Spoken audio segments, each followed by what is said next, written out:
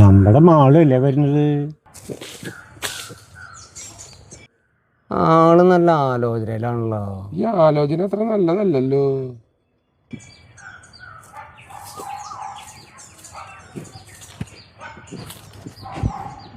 എന്താ മാളു ഈ ആലോചിച്ച് കൂട്ടുന്നേ? എന്തോ വിഷമം പോലെ ഉണ്ടല്ലോ മോൾക്ക്.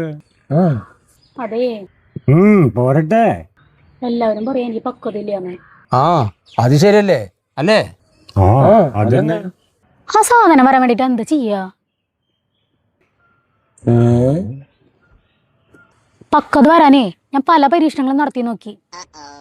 ഈ പക്വത വരാൻ വേണ്ടി നീ എന്തൊക്കെ പരീക്ഷണങ്ങളാ ചെയ്തേ? അതന്നെ പറയ്, ഞങ്ങള് കേക്കട്ടെ. ഞാൻ പൂമ്പാറ്റ വായന നിർത്തി.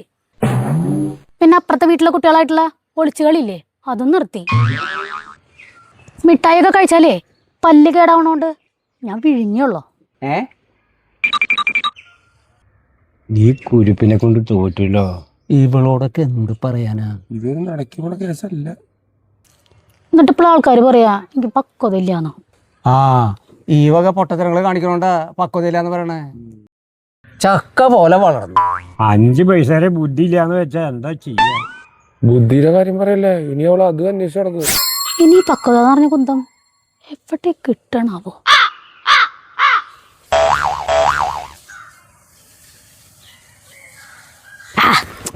ഞാൻ പോവാ.